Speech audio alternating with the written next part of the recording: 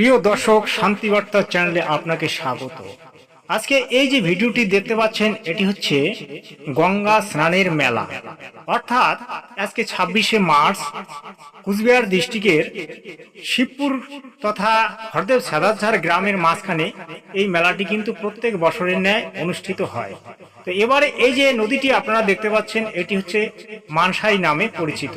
এই মানসাই নদীতে স্নান করে আর এই দর্শক বা এই সনাতনীরা মনে করে যে আমরা এই নদীতে স্নান করে আমরা নিজেদের পাপ অথবা মনের যে মলিনতা সেটা আমরা মুছে ফেলি। কিন্তু বাস্তবে কি ঘটে সেটা জানার বিষয়। আসলে আমাদের দেশে শাস্ত্র অনুকূল ভক্তি খুব কম হয়, শাস্ত্র বিরুদ্ধ সাধনা বেশি হয়, যেগুলো পরম্পরা হিসেবে মানা হয়। বাস্তবে সত্যটা যদি আপনি দেখতে চান, তাহলে গীতায় পবিত্র যেটা বলা হয়েছে ওম গঙ্গা সাবিত্রী সীতা, সেই গীতা যদি আপনি পঠন পঠন শ্রবণ করেন তাহলে গঙ্গা স্নান হয়ে যায়।